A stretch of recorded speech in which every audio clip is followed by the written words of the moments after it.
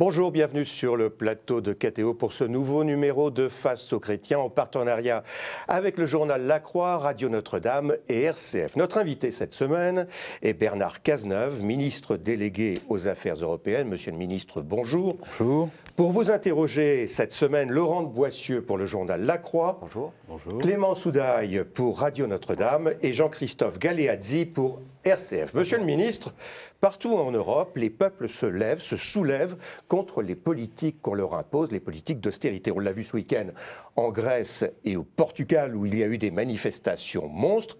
C'est comme ça aussi qu'il faut lire, je pense, les élections italiennes qui viennent d'avoir lieu. En France, c'est un peu la même chose, y compris au gouvernement où on entend des voix s'élever pour dire l'austérité, ça suffit. Vous avez voté non au référendum de 2005 sur la Constitution européenne parce que vous estimiez à cette époque que l'Europe était trop libérale. Comment faites-vous aujourd'hui, à titre personnel, la part des choses entre ce que l'Europe vous impose, nous impose, et vos propres convictions? D'abord, je continue à penser que l'Europe doit être réorientée. Et si en 2005 nous souhaitions une autre donne, un autre équilibre, c'est parce que nous avions déjà conscience du fait que le libéralisme en Europe pouvait conduire au divorce des peuples du projet européen. Et ce qui est important aujourd'hui, c'est d'essayer dans l'exercice du gouvernement de réorienter la politique de l'Union européenne sur le chemin de la croissance, sur le chemin de la solidarité, de faire en sorte aussi que dans la perspective des élections européennes de 2014, l'Europe se dote d'un projet politique qui mette en perspective cette ambition. Donc j'ai l'impression, dans l'exercice de la responsabilité qui m'a été confiée par le président de la République et le Premier ministre, dans un contexte politique particulier en Europe, d'essayer de faire prévaloir cette réorientation. Ce n'est pas facile.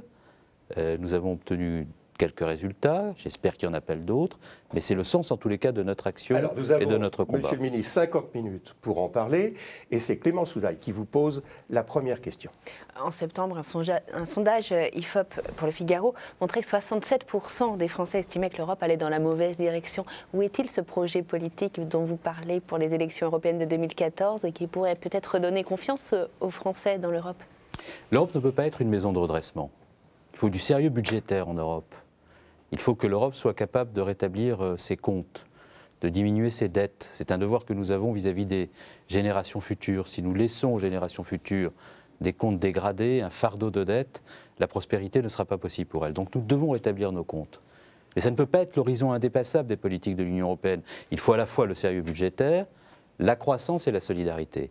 Et la difficulté à laquelle nous sommes confrontés, c'est d'ailleurs le sens du message de François Hollande pendant la campagne présidentielle, c'est le sens de ce que nous essayons de faire lorsque nous sommes autour de la table à 27, c'est de faire en sorte que les politiques de l'Union européenne soient réorientées, qu'elles soient rééquilibrées, qu'il y ait à la fois le sérieux budgétaire, la croissance et la solidarité. Et que dans la perspective des élections européennes de 2014, nous puissions formuler un projet dans lequel il y ait de l'harmonisation sociale, de l'harmonisation fiscale, un projet pour les jeunes, une ambition institutionnelle aussi, parce que si nous voulons une Europe plus forte, avec un projet plus mobilisateur, il faudra que nous approfondissions l'union politique. C'est ça le chemin dans lequel nous sommes engagés. Mais alors concrètement aujourd'hui, qu'est-ce que vous dites à ces 67% de Français qui n'ont pas confiance dans l'Europe? Question de Clément Soudaille. D'abord, nous devons comprendre le sens du message qu'il nous a envoyé.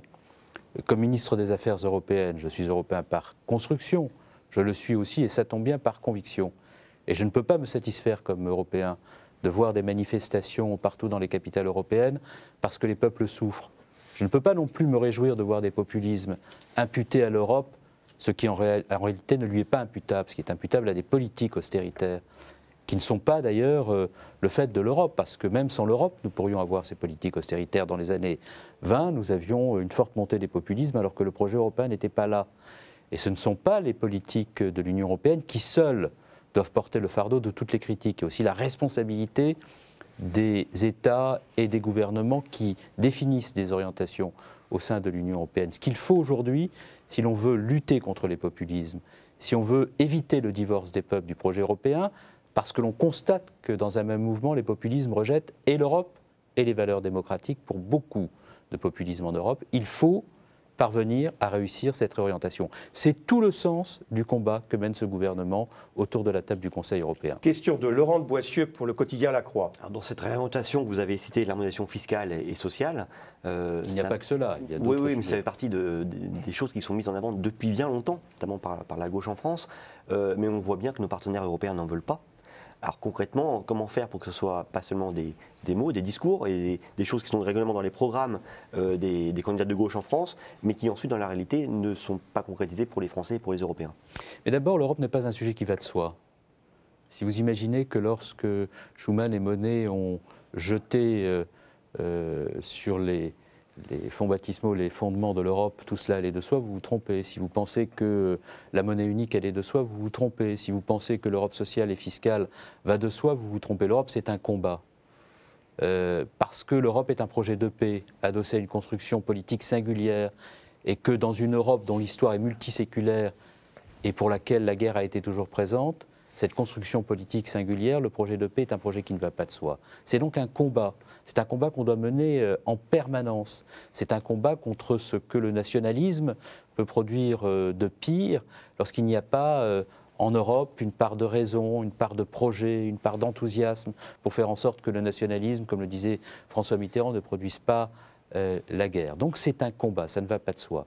Et pour ce qui concerne les sujets que vous évoquez, Europe sociale et fiscale, bien qu'un certain nombre de pays n'y soient pas favorables, les choses progressent.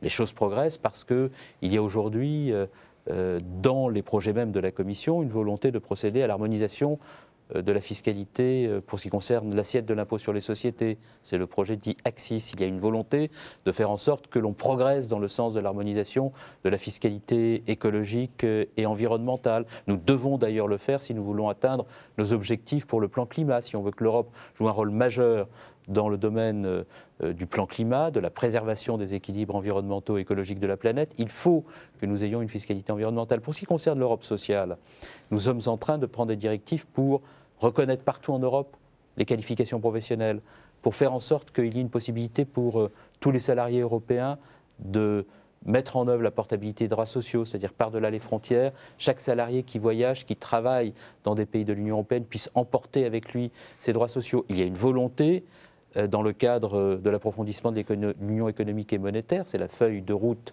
d'Herman Van Rompuy, de mettre la question de l'Europe sociale au cœur de nos préoccupations. Bien que nos amis allemands ne soient pas nécessairement sur notre longueur d'onde, nous avons, à l'occasion du 50e anniversaire du traité de l'Élysée, décidé de mettre tous les partenaires sociaux français et allemands autour de la table pour faire en sorte que nous puissions débattre ensemble et de la compétitivité, mais aussi de la protection sociale et de la croissance. L'Europe est un combat, ça va moins vite que nous ne le souhaiterions, mais ça progresse malgré tout. Une remarque de Laurent Il faut quand Boissieu. même arriver à montrer cela, parce que si on ne montre pas ce qui progresse dans le combat, on désespère les peuples d'Europe du projet européen. J'allais vous dire justement, est-ce que concrètement vous comprenez que ce soit un chef d'entreprise qui voit sa fiscalité par rapport à celle d'autres partenaires européens, ou un salarié qui se voit concurrencé par des personnes qui ont des pays, des personnes travaillant dans des pays qu'on a un modèle social moins développé, donc qui n'ont pas les mêmes charges qui pèsent sur les entreprises, est-ce que vous comprenez que cette personne-là trouve que ça ne va pas assez loin et on a l'impression que ça n'arrivera jamais finalement à cette harmonisation? Mais ce qui serait dramatique, monsieur Boissieu, c'est que l'on déduise de cela qu'il faut aligner tout le système de protection sociale par le bas,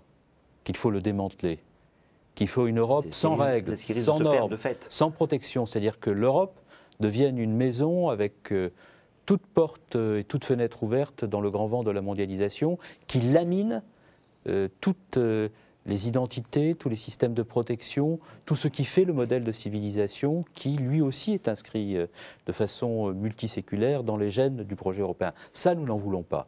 Et c'est la raison pour laquelle nous faisons tout autour de la table du Conseil pour faire progresser des sujets qui n'allaient pas de soi jusqu'à présent. Je prends un exemple très concret qui rejoint la préoccupation que vous prêtez à un certain nombre de chefs d'entreprise ou de salariés et que je comprends.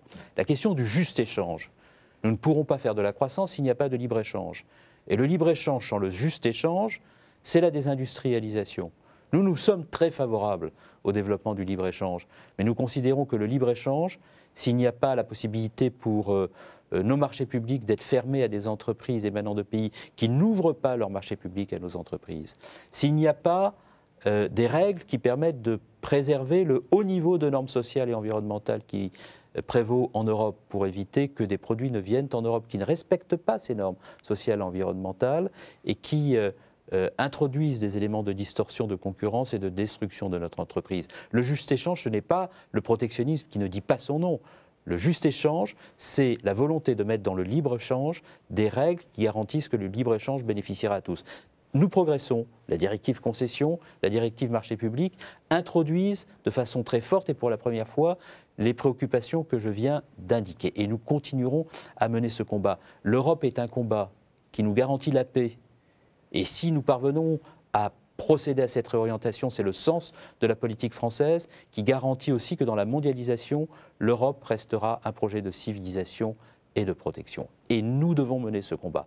Et si nous le menons en profitant des élections européennes de 2014 pour montrer que par-delà l'effort, le redressement des comptes, il y a un cap, il y a une perspective, il y a une ambition, il y a une volonté aussi de faire en sorte que l'Europe porte un message enthousiasmant dans la mondialisation, alors nous éviterons le divorce. Si nous ne le faisons pas, nous laisserons toute la place au populisme. C'est ça le sens de notre combat. Une question de Jean-Christophe Galeazzi pour RCF. Justement, vous parlez de populisme. On est passé un peu vite tout à l'heure sur des faits d'actualité. Le vote italien avec le fabuleux score du mouvement 5 étoiles de Beppe Grillo, populiste s'il en est, ou un autre fait, le baromètre sur les femmes politiques préférées des Français, Marine Le Pen qui propose la sortie de l'euro, la sortie de l'Europe, qui arrive en deuxième position. Comment est-ce que exige un référendum en 2014. Comment est-ce que vous analysez cela et qu'est-ce que vous leur répondez? Parce que je vous ai entendu dire l'austérité n'est pas seulement du fait de Bruxelles, n'empêche qu'elle l'est aussi un peu.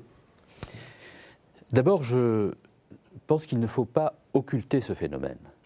Tous ceux qui disent les populismes sont des mouvements éruptifs, spontanés, qui expriment à un moment donné une colère qui ne correspond pas à ce qu'est la structure profonde des sociétés et des mouvements qui les traversent, se trompent. Le populisme est un sujet qu'il faut prendre au sérieux et qui ne résulte pas simplement des reproches que l'on peut faire à la politique de l'Union européenne, qui ne résulte pas simplement de la stratégie de défausse d'un certain nombre de gouvernements ou de forces politiques à l'égard de l'Union, et qui reportent sur l'Union toutes les responsabilités qui en réalité leur incombent et qu'ils sont incapables d'exercer. Parce qu'il existe aussi ce phénomène-là. Le populisme doit être pris au sérieux. Il résulte aussi d'une incapacité de la démocratie représentative en Europe de donner du sens à l'action publique et à l'action politique. Et dans le résultat italien, il y a, comme dans le résultat des élections grecques qui consacrent l'audience du mouvement Aube dorée, ou dans le sondage auquel vous faisiez référence concernant Marine Le Pen, il y a aussi une critique très forte de ce qu'est la classe politique. Pendant le scrutin italien, il y a eu un nombre de mises en cause de leaders politiques italiens, régionaux, pour des raisons de corruption, qui a contribué à... Mario Monti, le président sortant, qui appliquait les directives de Bruxelles.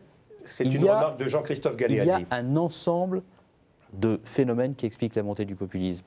Perte de crédibilité des classes politiques européennes, stratégie de défausse des gouvernements à l'égard de l'Europe qui laisse à croire au peuple que l'Europe est la responsable de tous nos maux, et politique de l'Union européenne qui prennent insuffisamment en compte la question de la croissance, de la solidarité, qui n'arrivent pas à incarner le fait que l'Europe est capable de porter un message qui protège les peuples et qui finit par laisser à croire aux peuples que l'Europe les expose là où elle devrait les protéger. C'est la conjonction de ces trois phénomènes qui pose problème. Si nous voulons maintenant nous attacher à la question européenne, c'est-à-dire les politiques austéritaires, il faut impérativement, c'est le sens du message de la France en Europe.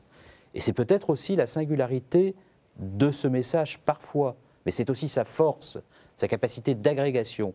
Il faut que nous soyons capables de montrer que dans la crise que traverse l'Union européenne, le sérieux budgétaire ne peut pas signifier l'austérité à perte de vue pour les peuples. Que le redressement de nos comptes ne peut pas transformer l'Europe en une maison de redressement. Parce que Jacques Delors disait, il avait raison, qu'on ne tombe pas amoureux d'un traité, on tombe encore moins amoureux d'un traité budgétaire, et il est rare qu'on ait envie de vivre longtemps dans une maison de redressement. Il faut donc que l'on parvienne à articuler le sérieux, la croissance et la solidarité. Les peuples rejettent l'austérité, et pour retrouver la croissance, trop d'austérité... Jean-Christophe Galeazzi. Ils rejettent l'austérité parce qu'ils en souffrent. Ils voient bien que la crise n'est pas venue d'eux-mêmes, que la crise, elle est venue de la finance devenue démente, de ces bulles spéculatives qui ont conduit des institutions financières à créer des produits financiers totalement sophistiqués, qui ont échappé à l'entendement de leurs créateurs, qui ont conduit à des taux de croissance dans l'économie financière totalement déconnectés des taux de croissance de l'économie réelle, et qui ont fini par poser un problème à l'économie réelle. Et les peuples ont raison de considérer qu'ils n'ont pas à payer la facture des banques. Et c'est la raison pour laquelle nous devons, mettre en œuvre des initiatives de croissance, approfondissement du marché intérieur, dans le sens de l'harmonisation sociale et fiscale, avec une harmonisation sociale et fiscale par le haut, pas pour détruire un système de protection, pour en garantir la pérennité. 2, il faut que nous parvenions à poursuivre les efforts que nous faisons et qui sont très nettement insuffisants pour développer les investissements stratégiques de compétitivité dont l'Europe a besoin pour demain. Et 3, il faut que nous achevions le travail de remise en ordre de la finance. C'est ce que nous avons engagé avec l'union bancaire, c'est ce que nous avons engagé avec la mise en œuvre de mécanismes de solidarité qui interviennent sur le marché secondaire des dettes souveraines pour lutter contre la spéculation. C'est ce que nous allons poursuivre avec la possibilité pour ces mécanismes de solidarité de recapitaliser les banques pour que les États n'aient pas à le faire en faisant payer la facture de la recapitalisation des banques au peuple. C'est tout ça qu'il faut réussir, en veillant à ce que toutes les décisions que nous prenons soient appliquées dans les délais les plus brefs possibles. Monsieur le ministre, soyons précis, le président de la République s'est fait élire sur l'idée d'un plan de relance de l'Europe, et le chiffre était précis, c'était 120 milliards. Que sont devenus ces 120 milliards? Vous aviez même dit que c'était 240 milliards, parce qu'il y avait un effet d'entraînement. Ces 120 milliards, c'est 3 enveloppes. 55 milliards d'euros de fonds structurels budgétés, non dépensés, qui étaient déjà non affectés. Prévu ça. Non, qui étaient budgétés, mais pour lesquels on n'avait non seulement pas délégué les crédits nécessaires à leur mobilisation, mais dont on avait organisé le rationnement des crédits. J'y reviendrai tout à l'heure quand on parlera peut-être du budget de l'Union européenne. C'est 10 milliards d'euros de recapitalisation de la Banque européenne d'investissement pour faire 60 milliards d'euros de prêts. Ce sont d'ailleurs ces 60 milliards d'euros de prêts qui eux-mêmes engendrent 120 milliards d'euros d'investissement privé, d'où les 240, et c'est 230 millions d'euros de crédits européens mobilisés en garantie pour faire 4,5 milliards d'euros d'obligations de projet, c'est-à-dire de prêts de l'Union européenne ou d'institutions pour financer les projets structurants dont l'Europe a besoin dans le domaine du numérique, de la transition énergétique ou des transports de demain. Où en est-on de ce plan? Sur les 55 milliards d'euros de fonds structurels, la part française est d'à peu près de 2,5 milliards d'euros. Sur les prêts de la BEI, les 60 milliards d'euros de prêts, le retour que nous en attendons est d'à peu près 8 milliards. Et sur les project bonds, à peu près 600 millions. Si on ajoute à ça la part privée, nous sommes sur un plan qui est entre 15 et 20 milliards d'euros. Sur chacune de ces 3 enveloppes, je pourrais en donner le détail si vous le souhaitez, on est en situation, région par région, de dire quels sont les projets qui émargent aux fonds structurels, qui émargent auprès de la BEI, les effets vont se faire aux obligations de projet. Ça... Mais ce plan existe, il se répartit en ces 3 enveloppes. Nous sommes en situation, parce que nous sommes mobilisés, les grandes collectivités locales, la data, l'appareil d'État, de dire région par région quels sont les projets qui bénéficient de ce plan. Et par conséquent, ce plan a commencé à se décliner. Par exemple, en Champagne-Ardenne, nous avons mobilisé des fonds pour faire de l'investissement sur des bâtiments collectifs. Sur des projets précis dans la région. Mais ces fonds, pour ce qui concerne les fonds structurels, sont là, présents, en train d'être mobilisés. Pour ce qui concerne les prêts de la BEI, nous sommes en train de présenter notre dossier au bord de la BEI pour les faire agréer. Je vous rappelle quand même que la recapitalisation est intervenue au mois de janvier, il y a 4 mois. Et nous avons voté 1,6 milliard d'euros, qui est la quote-part française des 10 milliards de recapitalisation. Et les 60 milliards de prêts vont pouvoir maintenant être débloqués. Nous présentons nos dossiers. Il en est de même pour les obligations de projet. Donc, lorsque j'entends que le plan de croissance, on ne sait pas où il est, moi je sais où il est, je vous dis où il est.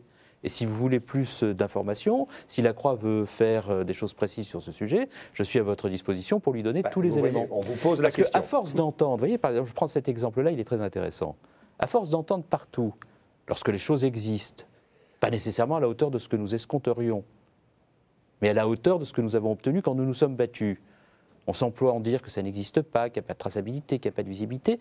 On entretient un bruit de fond qui fabrique de l'euroscepticisme, qui fabrique des angoisses, des inquiétudes, parce que les peuples ont le sentiment que lorsque les gouvernements prennent des décisions, ou lorsque les gouvernements se battent pour obtenir des réorientations, après il y a un grand vide, que rien ne se passe, que tout ça relève de la rhétorique et du discours, qu'il n'y a rien de concret après. Ce n'est pas vrai. Et je souhaite, moi, comme ministre des Affaires européennes, parce que le populisme est tout sauf de la rigueur, sauf le souci de la vérité, je souhaite restituer avec la plus grande rigueur les résultats de ce que nous engageons. Et en étant capable aussi de dire, parfois, que les résultats que nous obtenons ne sont pas nécessairement à la hauteur de ce que nous avions souhaité et qu'il reste encore des combats à mener. L'important, c'est que les peuples sachent que l'Europe est la solution et pas le problème, et que nous nous battons pour qu'elle soit une solution porteuse d'espoir et d'avenir. Alors, Monsieur le Ministre, nous allons marquer notre première pause et nous nous retrouvons dans quelques instants.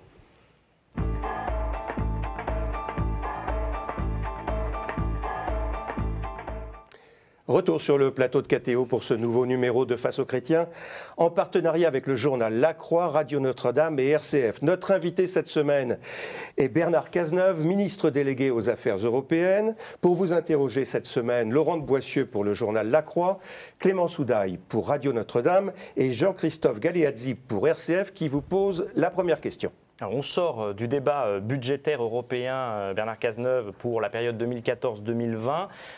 On a l'impression que tout le monde a gagné dans ce débat. J'allais dire tant mieux, mais ça fait un petit peu école des fans, si vous me passez l'expression. Les eurosceptiques sortent très heureux de ce débat. En tête, David Cameron. Le président François Hollande, lui, dit c'est le moins mauvais accord possible. Quelle est votre vision des choses ? Je crois que la meilleure manière d'avoir une analyse juste sur un budget, c'est de partir des chiffres. Le reste, c'est ce qu'on appelle du storytelling, du discours pour convaincre l'opinion publique que l'on a bien fait ce pourquoi elle nous avait mandaté. Donc on est en recul de 4,5%. Non mais, prenons les chiffres. Oui. Il faut regarder 5 chiffres. Mais le mien n'est pas bon. Non, mais vous n'avez pas donné de chiffres, donc je ne sais pas s'il est bon ou pas. 4,5% de moins. Bon. Quel était le précédent budget ? Parce que pour apprécier les 4% dont vous parlez, il faut regarder quel était le précédent budget. Le précédent budget, c'est 942 milliards d'euros de crédits susceptibles d'être affectés au budget de l'Union européenne. On en a dépensé combien en réalité ? On en a dépensé 860. C'est-à-dire 80 milliards d'euros de moins que ce qui avait été prévu. Pourquoi ? Parce qu'en novembre 2010, un certain nombre de chefs d'État et de gouvernements conservateurs, dont le président de la République française de l'époque, envoie à la Commission une lettre en disant il y a la récession qui se profile, nous faisons des efforts d'économie budgétaire, il n'y a pas de raison que l'Europe n'en fasse pas. Donc les engagements qu'on a pris devant les institutions européennes de délégation de crédit pour mener des politiques, nous n'allons pas les allouer. Cette lettre est publique, je l'ai rendue publique devant l'Assemblée nationale parce que ceux qui soutenaient le gouvernement qui avait inspiré cette lettre étaient les mêmes qui trouvaient qu'il n'y avait pas assez de moyens dans le budget. Il est parfois bon de procéder à quelques exercices de rafraîchissement de la mémoire. Et donc, on a dépensé 80 milliards d'euros de moins que ce qui était prévu. Là, nous tombons d'accord sur un budget de 960 milliards d'euros de crédit d'engagement, ce qui correspond à peu près à 910 milliards d'euros de crédit de paiement. Et nous demandons quelque chose de très important à la fin de la négociation. C'est la flexibilité maximale dans l'utilisation des sommes du budget, entre les rubriques et entre les années. Pourquoi entre les rubriques et entre les années ? Ça va être assez facilement compris par les auditeurs. Parce que quand vous avez de l'argent sur, par exemple, la politique agricole commune qui n'a pas été dépensée, et que vous avez de l'argent sur l'innovation, la recherche de technologie qui manque, dans le budget précédent, vous ne pouviez pas prendre l'argent d'une rubrique pour le mettre sur l'autre en fin d'année. Budget qui est en forte baisse. Voilà. Vous êtes d'accord là-dessus ? Non, attendez, laissez-moi finir. Et lorsqu'il y avait de l'argent à la fin d'une année, plutôt que de pouvoir le reporter sur l'année suivante, les États le récupéraient. Donc, vous voyez bien, si on utilise par la flexibilité tous les moyens de l'Union européenne, tous les moyens budgétaires de l'Union européenne, à la fin de l'année, de la période budgétaire qui s'ouvre, c'est-à-dire 2014-2020, nous aurons dépensé 50 milliards d'euros de plus que dans le précédent budget. Puisqu'en réalité, on a rationné le niveau des crédits de paiement de 80 milliards par rapport aux objectifs qu'on s'était fixés. La dépense réelle est de 860.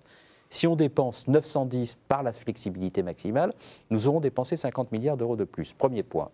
Deuxième point, les crédits alloués à la croissance dans le budget qui vient d'être voté, par rapport au budget précédent, c'est-à-dire que si on se prend les sommes allouées à la croissance dans le budget précédent et qu'on les rapporte au budget qu'on vient de voter, ils augmentent de 40%.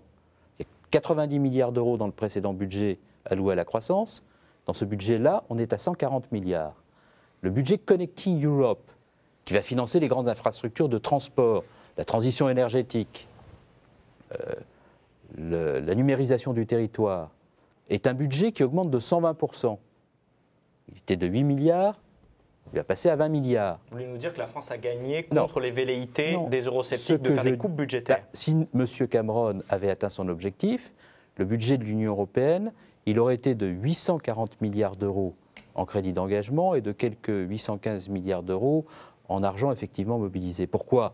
Parce que la lettre dont je vous parlais à l'instant était une lettre qui organisait le rationnement des crédits de l'Union européenne de 200 milliards d'euros par rapport à la proposition de la Commission. La Commission voulait 1040 milliards.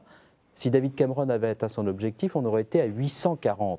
Il ne l'a pas atteint précisément parce que nous n'avons pas voulu que cet objectif soit atteint, parce que nous n'avons pas voulu que le budget de l'Union européenne, qui n'est pas le budget dont nous rêvions, soit un budget se réduisant à une négociation sur des coupes et des chèques pour un certain nombre de pays, parce que les Britanniques voulaient des coupes et ils voulaient des chèques pour eux-mêmes.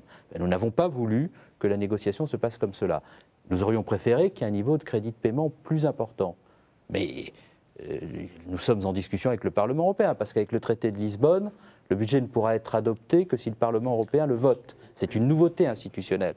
Donc il y a la possibilité, dans la discussion avec le Parlement européen, de créer les conditions de la poursuite du travail que la France elle-même a fait au sein du Conseil. On va y venir. Question de Clément Soudaille, de Radio Notre-Dame. Et 1 milliard d'euros en moins pour l'aide aux plus démunis. Qu'est-ce que vous répondez aux associations comme les banques alimentaires, la Croix-Rouge? Est-ce que les États vont prendre le relais? D'abord, je les ai reçus et je vais les recevoir de nouveau. Parce que le programme d'aide aux plus démunis, pour moi, c'est un combat. Et c'est un combat qui doit être mené jusqu'à ce que nous obtenions tout ce dont nous avons besoin pour les associations qui se battent sur le terrain en faveur des plus démunis. Quelle est la situation que nous avons trouvée? La situation que nous avons trouvée, ce n'est pas 3,5 milliards. La situation que nous avons trouvée, c'est un accord franco-allemand, lui aussi public, il est sur mon blog, j'invite vos auditeurs à aller découvrir le texte de cet accord sur mon blog, qui est un accord de novembre 2011, Conseil agriculture, un accord franco-allemand qui dit la chose suivante. La France et l'Allemagne prolongent le programme jusqu'à 2013. Au-delà de 2013, la France et l'Allemagne n'accepteront aucun accord, ni juridique, ni financier, en vue de la prolongation de ce programme. C'est-à-dire que nos prédécesseurs, qui trouvent que 2,5 milliards, ça n'est pas suffisant, avaient passé un accord avec l'Allemagne politique. D'accord, monsieur le ministre, c'est mieux que rien, mais c'est quand même 1 milliard de moins. On est d'accord? Attendez, un accord par lequel ils actaient la suppression de ce programme. Donc quand nous sommes arrivés dans la négociation, ce n'était pas 3,5 qu'on avait, c'était 0. On est d'accord. Bon, donc nous là, sommes à 2,5. Nous sommes à 2,5. Vous êtes satisfait de ce que vous avez obtenu ou Non, vous considérez que c'est... Non, nous ne sommes pas satisfaits puisqu'il y avait 3,5 et que nous avons 2,5. Nous disons simplement quel a été le cadre de la négociation. Dans ces 2,5, si vous me permettez, ce n'est plus simplement de l'aide alimentaire, ça peut être des chaussures, des vêtements, des choses comme ça. Bien entendu, et c'est la raison pour laquelle nous nous sommes soucieux aujourd'hui de faire en sorte que 2 objectifs soient atteints. Le premier objectif, c'est que les bases législatives d'affectation de ces sommes, parce que le budget européen, il faut qu'il y ait des textes qui définissent les conditions, soient suffisamment souples pour que ce soit neutre pour les associations. Et la deuxième chose que nous voulons, pour ce qui concerne les associations françaises, c'est qu'en termes de modalités d'action, de mobilisation de moyens, ce soit neutre également. Donc moi, je vais continuer à travailler au sein des instances de l'Union européenne, avec mes collègues du gouvernement, avec le tissu associatif, pour faire en sorte que ce programme soit suffisamment doté et puisse être mobilisé avec des conditions de souplesse suffisantes pour que les associations soient aidées. Et je veux leur dire que ce gouvernement sera à la manœuvre jusqu'à la dernière minute pour que les associations aient ce dont elles ont besoin, parce que dans un contexte de crise, nous avons besoin de ces associations. Et par conséquent, il est normal et juste que nous nous mobilisions pour que nous mettions en place les dispositifs dont elles ont besoin. Laurent de Boissieu pour la Croix. Comme vous le rappeliez tout à l'heure, le budget européen va maintenant être voté en juillet par le Parlement européen. Les principaux groupes, les grands groupes du Parlement européen, dont le groupe des partis socialistes européens, ont critiqué dans un communiqué commun ce budget. Est-ce que vous craignez des débats finalement qui mettent en porte-à-faux les gouvernements, les États qui ont négocié ce budget? Ils ont même dit en l'état, on ne votera pas ce budget. Moi, je ne crains aucun débat. Et je pense même que le débat qui est en train de s'instaurer entre le Parlement et le Conseil européen est un débat très sain si l'on est européen et que l'on veut davantage d'Europe. Et d'ailleurs, quand je lis ce qui est demandé par le Parlement européen, par la voix de son président, il a demandé 4 choses. Il a demandé la flexibilité maximale, c'est ce dont je vous parlais à l'instant. Il a demandé parce qu'il sait que sans la flexibilité, les États sont toujours tentés de raboter les crédits nécessaires au financement des politiques de l'Union. Il a raison, et d'ailleurs nous considérons qu'il a raison, et nous l'avons même anticipé, puisque nous avons demandé que ce soit inscrit dans les conclusions du Conseil. 2, il demande une clause de révision à mi-parcours. Il est normal qu'au milieu de la période budgétaire, on regarde les conditions dans lesquelles les sommes ont été mobilisées et qu'on puisse procéder à des rectifications de trajectoire. 3, il demande des ressources propres. Oui, il faut pour le budget de l'Union européenne des ressources propres. Parce que si le budget de l'Union européenne demain est alimenté par la taxe sur les transactions financières que nous avons réussi à mettre en œuvre en coopération renforcée avec 11 États, alors que lorsque nous sommes arrivés, on nous disait que cela était impossible. Si nous arrivons à faire en sorte que la fiscalité carbone alimente demain le budget de l'Union européenne, nous aurons un budget qui ne dépendra plus de la contribution des États, mais qui sera doté de ses propres ressources et qui par conséquent aura une dynamique qu'il n'a pas aujourd'hui. Ce qui conduira d'ailleurs les États à ne plus raisonner en fonction du retour du budget pour leur propre politique, mais qui conduiront les États, tout ça conduira les États à raisonner en termes européens, ce qui manque aujourd'hui. Et enfin, il demande que le déficit de 16 milliards d'euros du budget de l'Union européenne, qui est le résultat de ce rabotage méthodique des crédits de paiement par les gouvernements conservateurs, puisse être corrigé. Ben, ces 4 demandes méritent d'être examinées. Et il est sain qu'elles soient posées. Concrètement, la France soutient. Mais la France soutient ces 4 demandes du Parlement européen. La France souhaite très concrètement qu'il y ait un accord. Nous n'avons pas joué le compromis pour éviter une crise, pour jouer à l'étape suivante la crise entre les institutions. Et en même temps, si on veut qu'il y ait un accord, il faut que les institutions se parlent. Et qu'il faut qu'elles se parlent avec une perspective politique. La perspective du gouvernement français, c'est quoi? C'est davantage de croissance, ce qui implique une bonne mobilisation des fonds européens. C'est davantage d'Europe, ce qui implique que le budget de l'Union européenne soit doté de ressources propres. C'est un combat qu'on a mené avant la négociation budgétaire et pendant. On ne va pas y renoncer maintenant. Et troisièmement, c'est un projet qui suppose que les institutions européennes se parlent entre elles et soient respectées, se respectent les unes les autres. Donc nous nous sommes soucieux de voir le Parlement européen respecté dans ses prérogatives. Sans cela, il n'y aura pas de compromis. Et nous souhaitons un compromis parce que l'Europe a besoin, notamment un certain nombre de pays, les pays de la cohésion, les pays d'Europe du Sud, de voir ce budget mobilisé pour faire des politiques sur leur territoire. Ces pays qui précisément souffrent de l'austérité. Donc il faut que nous parvenions à atteindre ces objectifs. Question de Jean-Christophe Galeazzi pour RCF. Bernard Cazeneuve, vu de l'extérieur, ce débat sur le budget européen, il nous semble, à nous, un débat autour d'intérêts particuliers des États plutôt que de l'intérêt général européen. Vous qui l'avez vécu de l'intérieur au Conseil européen, est-ce que vous pouvez nous dire si oui, finalement tout le monde vient défendre son petit bout de gras, ou si il y a un véritable souci de l'intérêt général européen? Je pense que votre question est pertinente. Il y a un ver dans le fruit européen. Le ver dans le fruit européen, c'est quoi? C'est la dotation du budget de l'Union par la contribution budgétaire des États. Et par conséquent, la tentation pour les États de toujours regarder ce qu'ils reçoivent pour eux-mêmes au regard de ce qu'ils donnent. Ou alors la tentation pour les États de regarder les conditions dans lesquelles ils peuvent minorer ce qu'ils donnent au regard de ce qu'ils reçoivent. Et c'est la fameuse ristourne britannique c'est le chèque revient britannique. à chaque fois. C'est la raison pour laquelle il faut surmonter cela. Et c'est la raison pour laquelle la France n'a pas voulu rentrer dans une discussion sur le budget qui était centrée autour de coupes pour certains et de chèques pour d'autres. La France a voulu un budget pour faire des politiques. Et elle a été l'un des rares pays de l'Union à prendre une position résolument européenne, offensive, porteuse d'avenir, qui consistait à dire nous voulons que le budget de l'Union soit doté de ressources propres. Et ce combat-là, comme ministre des Affaires européennes, dans le gouvernement français, le président de la République lui-même mène ce combat.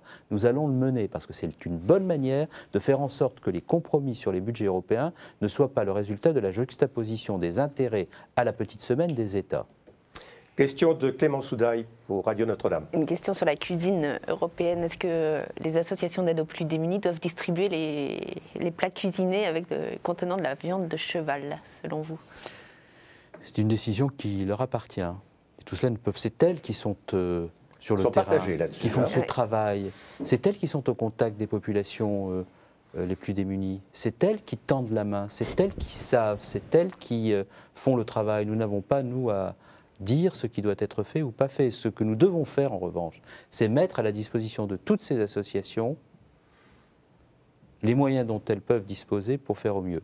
Et je vais vous donner mon sentiment personnel. Je considère qu'il n'y a pas une nourriture pour les pauvres, il n'y a pas une nourriture pour les riches. Il y a une nourriture pour tous. Il y a un droit à la dignité humaine pour tous. Si l'Europe n'est pas capable de porter ce type de valeurs, ce type d'ambition, ce type de projet, si on considère que l'Europe, c'est simplement une machine à discipline budgétaire, et que lorsqu'il s'agit de la solidarité, les États n'ont qu'à s'en arranger entre eux, parce que l'Europe n'a pas vocation à porter ce type de message, il ne faut pas s'étonner après que les peuples européens condamnent l'Europe, qu'ils s'éloignent d'elle, qu'ils divorcent d'elle. Si on veut davantage d'Europe, il faut être capable de créer les conditions pour que l'Europe porte des projets de ce type de façon forte. Et moi, je ne souhaite pas que dans la crise, il y ait un droit à la nourriture de qualité pour les uns et pas pour les autres. Ça, c'est tout à fait le contraire des valeurs qui président à mon combat politique, à ma vision de l'Europe et aux valeurs que l'Europe doit porter selon moi. La question Laurent Boissieu. La question sur les aliments en question, c'était c'était l'information du consommateur. Et non pas le fait de manger de la viande de cheval, qui est une viande qui est très bonne, qui est très saine et même qui, sur le plan nutritif, est très positive.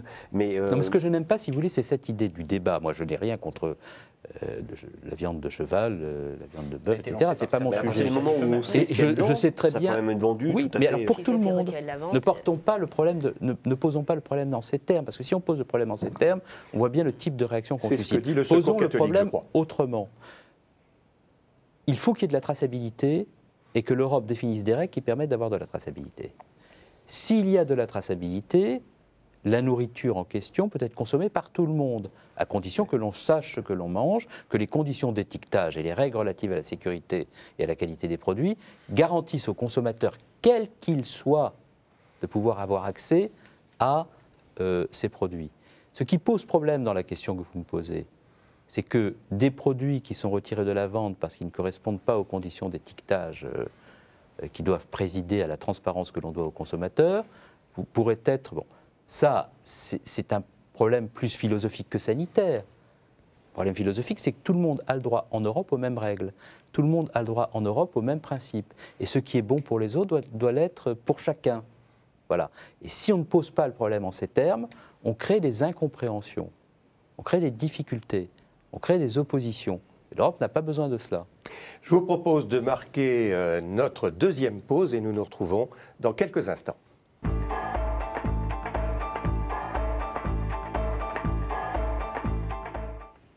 Retour sur le plateau de KTO pour ce Face aux chrétiens. Notre invité cette semaine est Bernard Cazeneuve, le ministre délégué aux Affaires européennes. Pour vous interroger, Monsieur le ministre, Jean-Christophe Galeazzi pour RCF, Clémence Houdaille pour Radio Notre-Dame et Laurent Boissieu pour le journal La Croix qui vous pose la première question. Alors, nos confrères de Valeurs Actuelles rapportent cette semaine des propos de Nicolas Sarkozy. Et parmi ces propos, un qui concerne l'Europe, il déclare, donc l'ancien président de la République déclare que Hollande a cassé tout ce que j'avais réussi à construire avec Angela Merkel. Est-ce que, bon, je vous demande de réagir à ces propos, et est-ce que vous trouvez qu'il y a une différence dans la relation franco-allemande entre l'ère Sarkozy et depuis que François Hollande a été élu? Mais qu'avait construit avec Angela Merkel, Nicolas Sarkozy, que nous avons détruit? Est-ce que c'est l'Europe pour la Méditerranée qu'il a décidé d'engager sans même en avoir parlé aux Allemands, et en créant avec les Allemands des tensions extrêmes? Est-ce que ce sont les propos tenus pendant la campagne électorale de 2007, inspirés par le député, enfin celui qui est devenu député maintenant, M. Guénaud, et qui était d'une extrême violence à l'égard de l'Allemagne?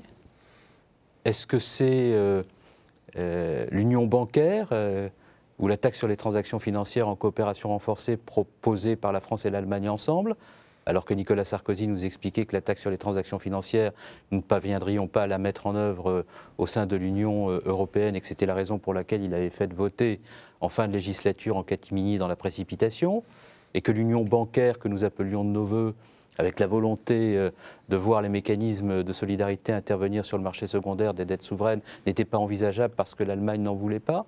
Moi, quand je prends les grands sujets qui ont permis d'ailleurs de progresser dans le dépassement de la crise, Sur tous ces sujets, il y a eu un compromis franco-allemand dont Nicolas Sarkozy nous expliquait qu'il n'était pas possible à l'époque où nous le lui demandions. Je vais prendre des exemples très concrets. Le couple franco-allemand fonctionne bien aujourd'hui. Je vais prendre des exemples concrets. Ce qui compte, c'est de savoir si nous parvenons à faire des compromis avec l'Allemagne sur les sujets essentiels. Et ensuite, comme je sens que ça vous titille, je vais vous parler de la relation personnelle entre la chancelière et le président de la République. Et pour ce qui concerne le fond, parce que c'est sur le fond que les choses comptent, le plan de croissance de 120 milliards d'euros, dont il sera question d'ailleurs au Conseil européen de la semaine prochaine, parce que tous ceux qui disent que ce plan n'a pas de réalité européenne constateront qu'il est à l'ordre du jour du Conseil européen de la semaine prochaine. Bon. Ce plan de croissance, nous avons trouvé un compromis avec l'Allemagne. La supervision bancaire, dont on nous disait n'en parlons pas, les Allemands ne veulent pas que leur banque soit supervisée, vous voulez superviser toutes les banques, il n'y aura pas de compromis. Nous avons un compromis, nous avons un texte législatif. Et la supervision bancaire sera effective en 2014. Dans toutes les banques, dans tous les lands. Exactement. On nous disait l'union bancaire avec une modalité qui conduit le superviseur européen à superviser les banques systémiques, les superviseurs nationaux, les banques plus petites, avec un pouvoir d'évocation de la situation de toutes les banques devant le superviseur européen. Quand on disait mais il faut aussi un système de résolution des crises bancaires et de garantie des dépôts, on nous disait mais pas possible parce que les Allemands, considérant qu'il n'y a pas dans les traités européens de possibilité de mutualisation, n'accepteront pas. On est tombé d'accord. Lorsqu'il s'est agi de la Grèce, nous sommes tombés d'accord. Lorsqu'il s'est agi d'un sujet dont les Allemands ne voulaient pas entendre parler, la recapitalisation directe des banques par le mécanisme européen de stabilité, nous sommes tombés d'accord. Tout ça a été fait depuis le mois de juin. Donc est-ce que M. Sarkozy peut nous indiquer ce qu'il a construit, qui a été détruit? Moi, je ne vois que des choses nouvelles dont il nous expliquait qu'elles étaient impossibles et qui ont fait l'objet de compromis positifs avec les Allemands. Et par ailleurs, je vois entre le président de la République et la chancelière une relation confiante, apaisée, entre deux chefs d'État et de gouvernement qui ont une certaine constance de tempérament, un certain respect l'un à l'égard de l'autre, qui ne s'autorisent à l'égard de l'autre aucune familiarité, qui sont dans un respect mutuel. Ça doit changer, la chancelière. Jean-Christophe Galeazzi. Dans l'entretien qu'évoquait à l'instant Laurent de Boissieu, de Nicolas Sarkozy, on a découvert cette semaine que l'ombre de son retour planait toujours. Un retour un peu comme un recours finalement. Est-ce que ce n'est pas la preuve qu'aujourd'hui le gouvernement auquel vous appartenez et la présidence de François Hollande n'est pas encore complètement installée, même si je note bien que l'ombre plane aussi et peut-être surtout sur les futurs candidats UMP à l'Élysée? La France a eu des recours. Prendre un exemple d'un recours historique qui s'appelait le général de Gaulle.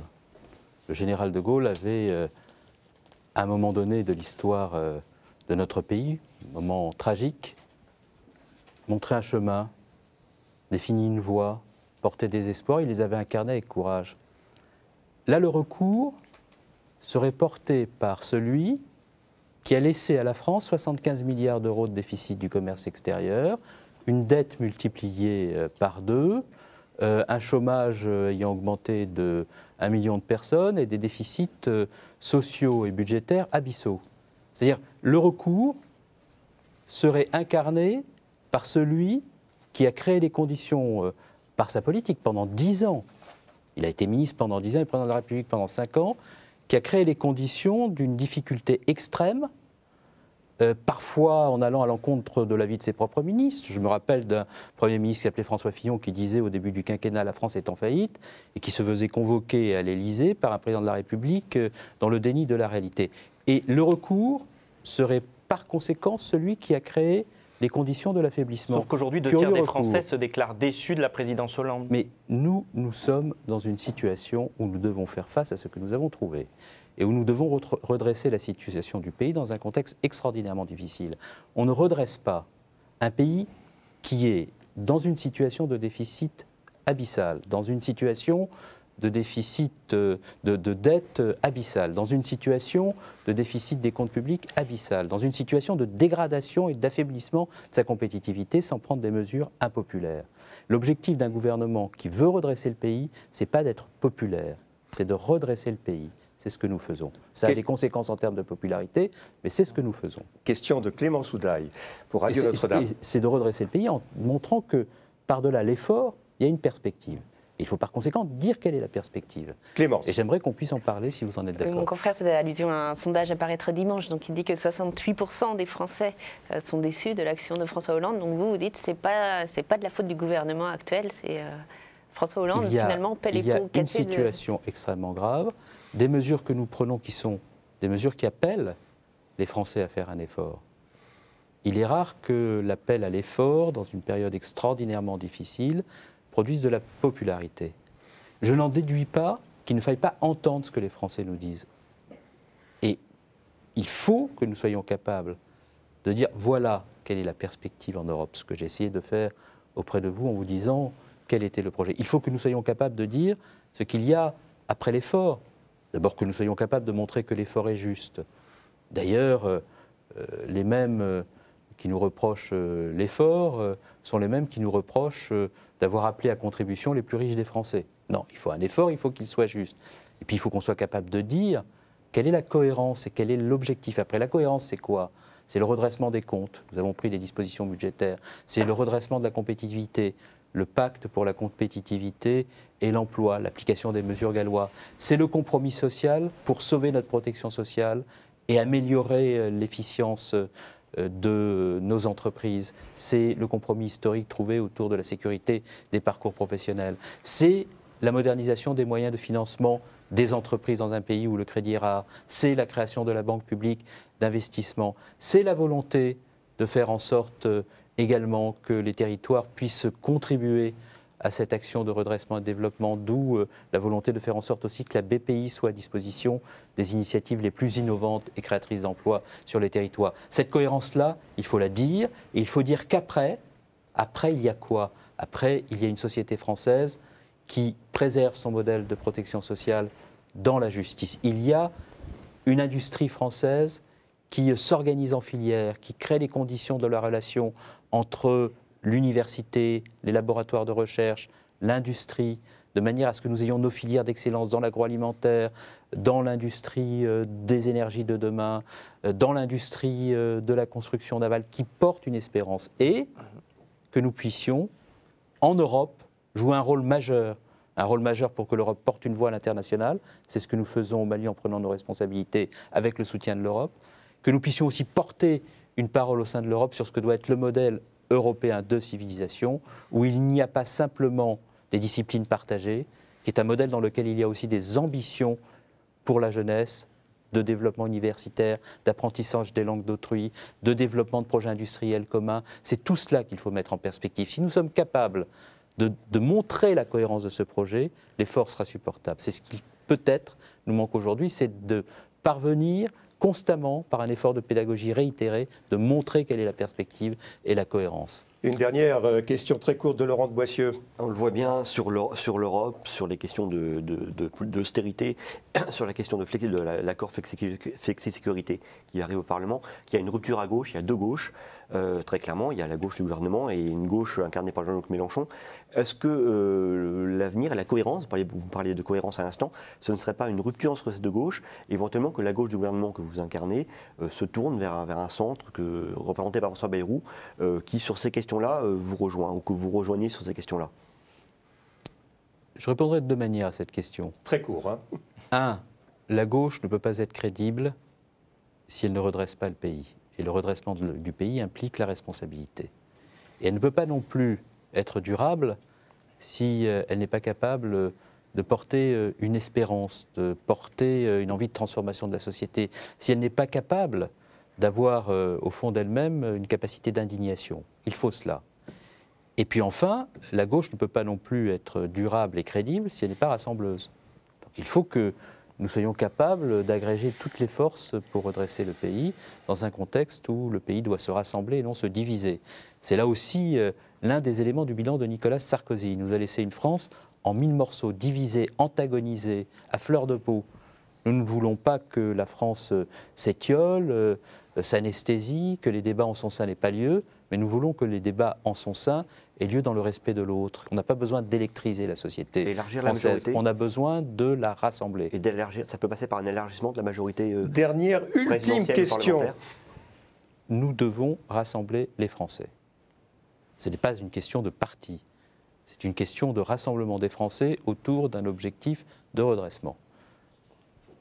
Merci Bernard Cazeneuve, ministre délégué aux Affaires européennes, qui était l'invité de ce Face aux Chrétiens. Vous pourrez retrouver cette émission sur les sites de tous nos partenaires KTO, La Croix, Radio Notre-Dame et RCF. Et à bientôt. Passez une bonne semaine.